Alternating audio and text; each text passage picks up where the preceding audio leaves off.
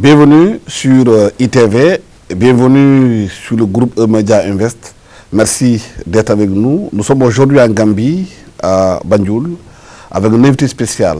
Il s'appelle Issa Bokarsi. Il est le directeur adjoint du secrétariat pour l'organisation du sommet de l'OCI. Vous le savez bien, l'OCI devait se tenir ici en Gambie l'année dernière, mais le sommet n'a pas eu lieu, ça a été renvoyé. Issa Bokarsi, quelles sont les raisons essentielles du renvoi du sommet de l'OCI qui devait se tenir l'année dernière ici en Gambie? Merci, M. Alassane Samba Diop. D'abord, soyez le bienvenu en Gambie. Bon, comme on dit toujours, c'est des États en peuple. Nous partageons la responsabilité d'organiser ce sommet important. Donc, les raisons derrière ce que je dirais, la raison tardive de ce qui nous a poussé de ne pas avoir de ne pas pouvoir, organiser le sommet en 2019, il y a des causes et des effets. D'abord, c'est le temps qui était le contraint, parce qu'on ne pouvait pas, forcer trop d'organiser quelque chose qui manquait les éléments qu'il faut. Le temps n'était pas favorable à l'organisation. En plus, il y a aussi, l'infrastructure qui n'était pas ce qui est standard quand même, internationalement parlé. Donc, on avait demandé la possibilité qu'on reporte l'organisation ici en Gambie via des articles qui gouvernent ce qui est de fonction de l'OCI. La plupart en pays hôte qui n'est pas prêt d'organiser le sommet. Ça revient encore sur le dos de l'OCI, secrétariat général au Jeddah. Donc voilà.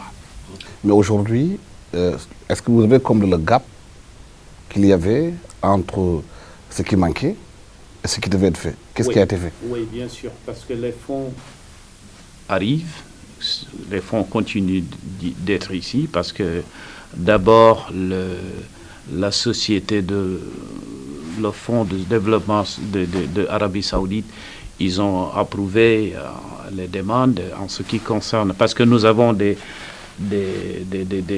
projets prioritaires. Par exemple, le salon d'honneur d'un bâtiment ultra-moderne, aussi la route, il y a aussi les 20 routes. Il y a même une carte avec moi dans ce bureau.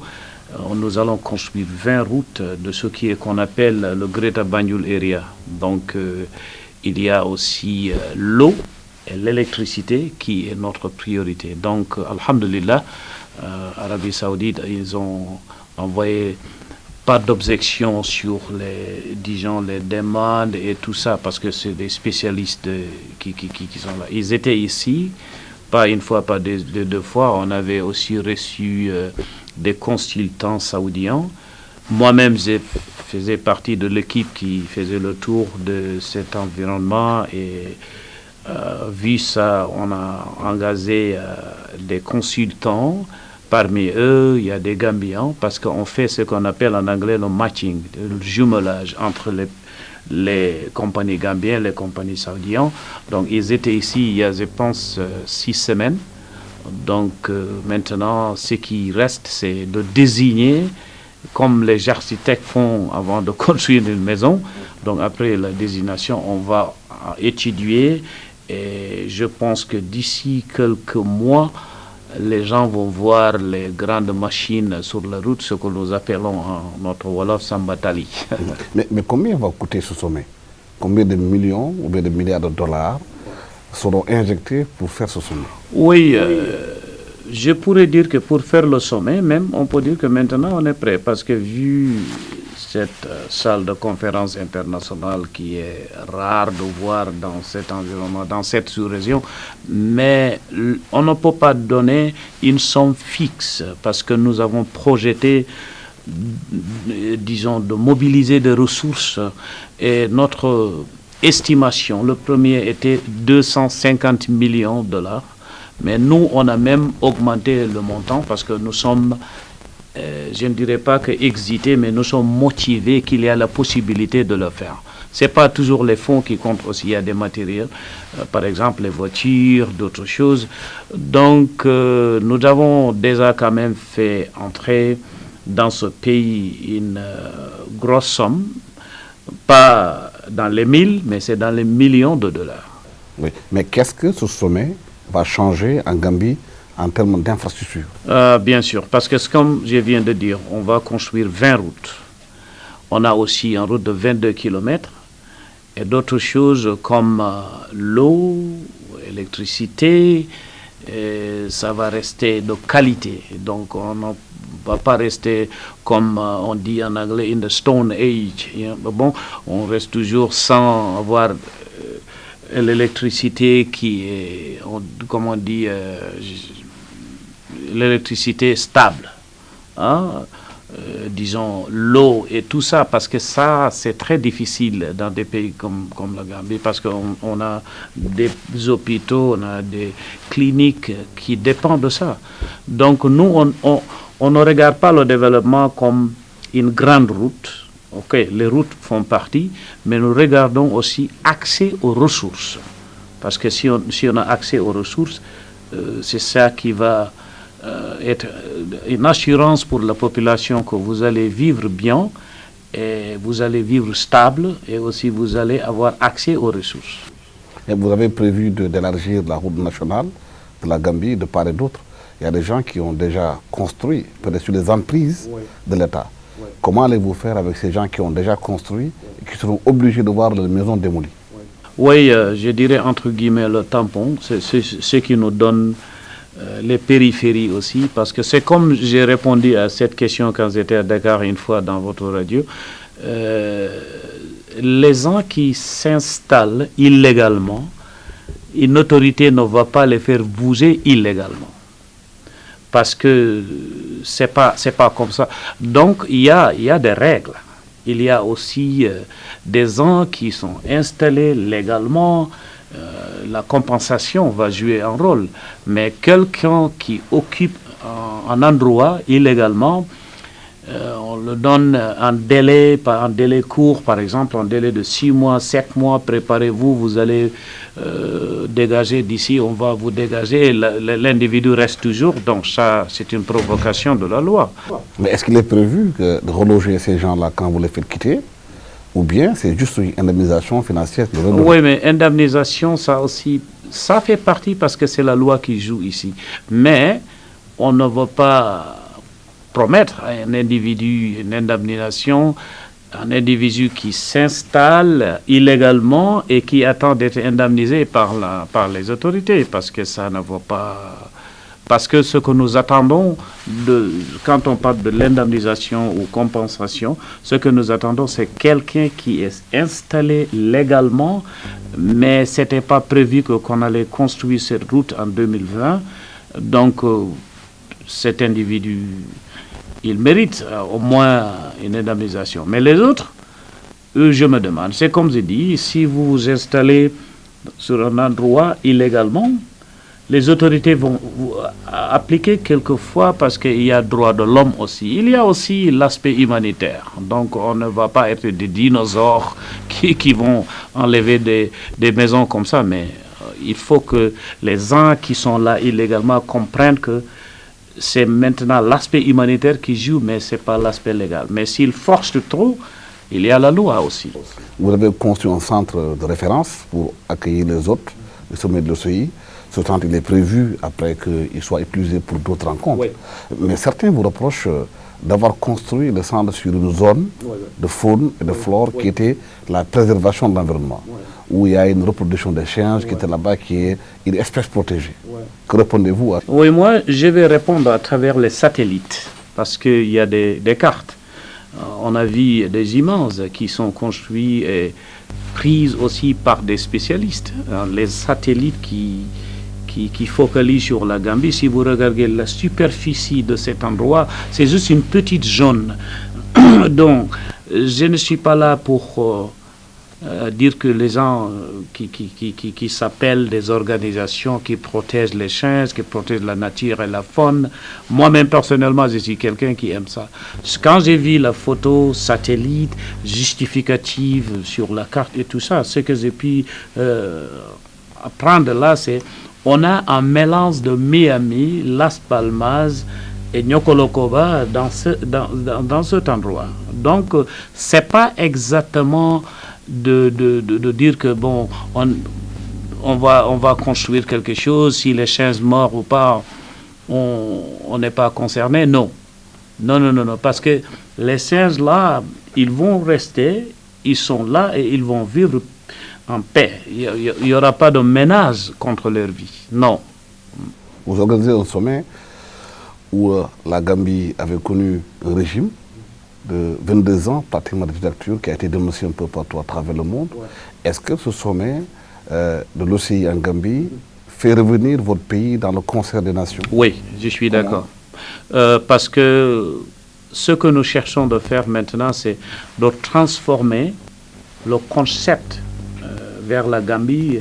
Gambie ne sera plus une destination de touristes, mais ça sera une destination des conférences internationales aussi. Parce que ce que nous avons ici, le building ultramoderne, c'est une structure qui va attirer. Ça, nous voulons être Dakar, comme on dit aux États-Unis. Dakar is the city of conferences. Donc, nous voulons être ici. Gambia is the small country of conferences. Oui, mais quand on construit ces genres d'infrastructures ou ces organisations qu'on met en place, vous savez, nous sommes dans des pays où les jeunes chôment beaucoup, oui. Ont des problèmes de travail. Oui. Est-ce que cette conférence va créer des emplois pérennes pour la jeunesse gambienne? Très bonne question.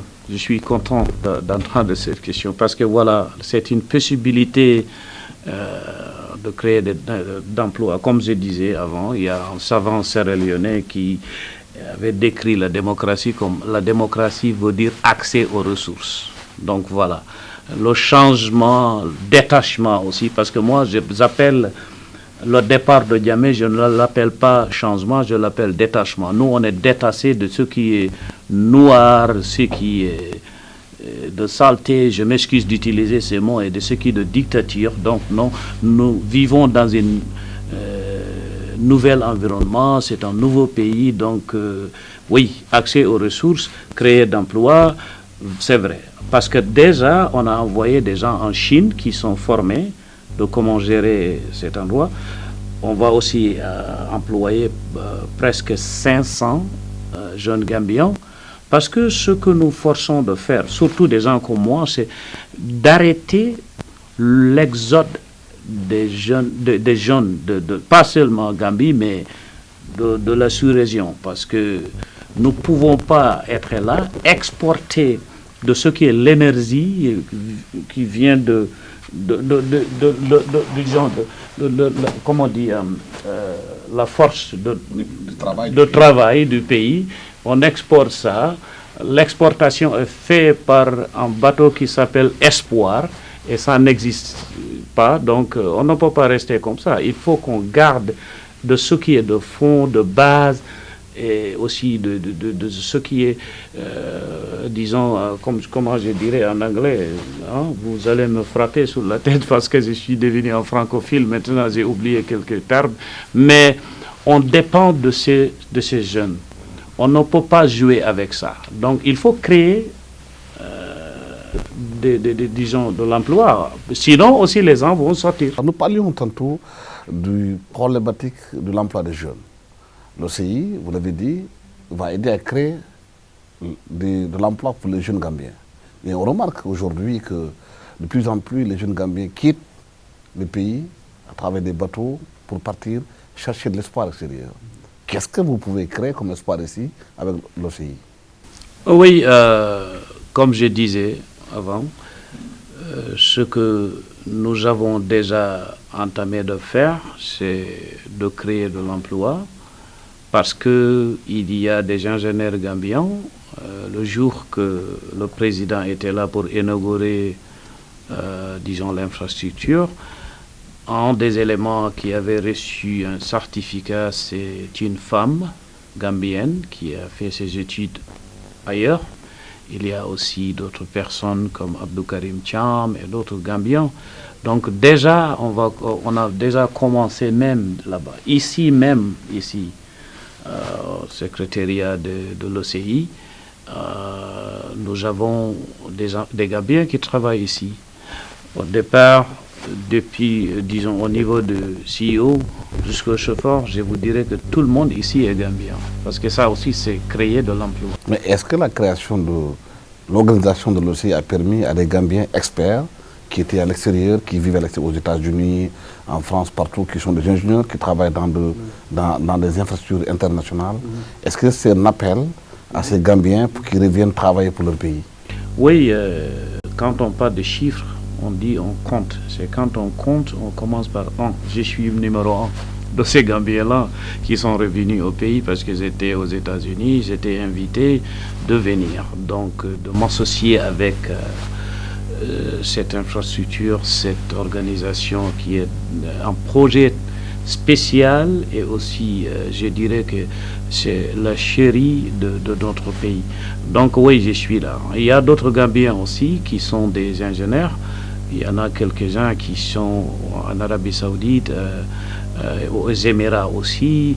On a un ingénieur qui était en Nouvelle-Zélande pendant des années. Il est ici maintenant spécialiste dans l'eau, Galoba. Il a créé sa compagnie, lui aussi, il emploie des gens. Donc oui, c'est de la création ou bien d'établir le secrétariat de l'OCI, c'est une fontaine d'opportunités.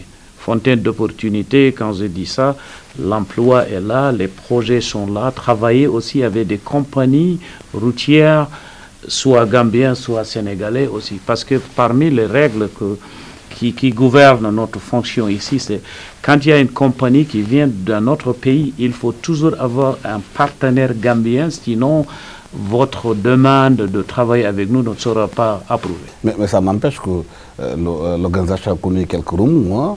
Il y a eu des départs, l'ancien CEO est parti, la communication aussi est partie. Pourquoi il y a eu ces remous? Quelles en sont les causes? Oui. L'histoire nous a enseigné que tout ce qui est stable dans la vie, c'est le changement. Bon, je dirais que philosophiquement parlé, tant qu'on est vivant, il faut toujours attendre le changement. C'est comme l'oxygène. Donc, ils étaient ici, ils ont démissionné.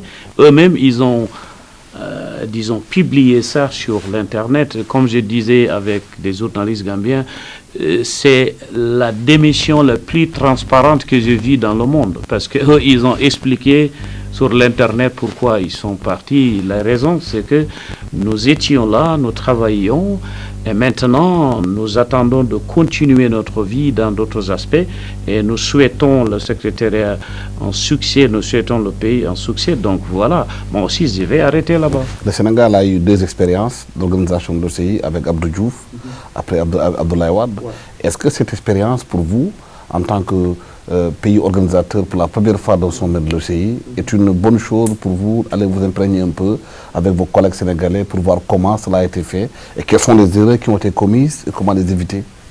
Absolument, parce que là, moi, j'ai 2 casquettes. Je suis... ils nous appellent des experts. Moi, je ne me considère pas un expert, mais on est là, on a l'expérience d'aider. Il y a un comité spécial créé pour la sécurité de l'OCI ici, avant, pendant, après le sommet. Parce que ce qui est important de noter aussi, c'est dès que Gambie organise le sommet, nous resterons chairman, le président, pour 3 ans en mandat, comme Arabie Saoudite est maintenant. Donc oui, nous entamons de faire, ou bien nous allons faire un voyage à Dakar, voyage d'études, voyage d'y aller rencontrer les experts en sécurité, ceux qui ont participé aussi pendant le sommet de l'OCI, les 2 sommets qui ont... Par exemple, votre délégation ici en Gambie, il y a Mamadou Ibra Kane, il y a vous-même. Donc l'expertise en communication, organisation des événements, disons, et aussi ce qui est important, c'est moi, j'étais formé par la gendarmerie sénégalaise. Donc nous avons des liens étroits avec eux. Par exemple, même s'ils sont en retraite maintenant, nous allons toujours taper sur leurs portes pour demander qu'est-ce qu'ils peuvent nous faire. Des gens, je vais citer des noms, comme Général Patesek, comme Général, disons, Djei Faye, comme Général Wagan Faye, des gens comme Abdou Aziz Ndaw, ils sont là. Donc, oui, nous allons tirer des choses parce que les faits sont là. Dakar a organisé pas seulement l'OCI. Moi-même, j'étais invité en avril 2017 pour assister à une conférence internationale à Dakar qu'ils appellent la confiance digitale en Afrique. J'étais appelé des États-Unis. Ils vont payer. Et j'étais là et j'ai donné un discours. Donc oui, Dakar, c'est un réservoir d'expérience. Mais le sommet intervient dans un contexte mondial assez trouble. Ce qui se passe au Moyen-Orient aujourd'hui, avec l'Iran, avec les États-Unis, la Palestine, entre autres. Le sommet de l'OCI, c'est l'organisation islamique. Ouais. Est-ce que ce remous au plan mondial peut avoir un impact sur le sommet qui est organisé ici? Oui, déjà, parce que nous avions organisé le petit sommet de Rohingya, sur le Rohingya. Gambie dirige ça, le ministre de Justice, Batambedou. Oui, aussi, si nous reflétons sur le passé, le faux président, l'ex-président Sada de Jawara, que la paix soit sur son âme, qu'il soit en paradis. Il avait participé aussi pendant les négociations entre Iran et Irak. Gambie avait occupé ça, même pas maintenant, mais Gambie dirigeait ce comité de négociation. Quand il y avait la guerre entre Iran et Irak, on a même un expert ici dans ce domaine qui est Dr Oumar Dia, qui était l'émissaire de Sada de Jawara à l'époque. Donc il est vivant, il est ici. Oui, bien sûr, le rôle, quand on parle de géostratégie, géopolitique, Gambie occupant ce poste dans l'OCI, oui, nous ne pouvons pas échapper à ça, parce que l'OCI est, c'est pas une organisation de religion, c'est une organisation qui est née par deux parents, géostratégie et géopolitique. Issa Bokarsi, merci d'avoir été avec nous sur ce plateau de ITV. Vous êtes le directeur général adjoint du secrétariat de l'OCI ici en Gambie. Merci d'avoir été avec nous. Merci à toute l'équipe technique qui nous a accompagnés pour la réalisation de cette émission. Merci. Au revoir.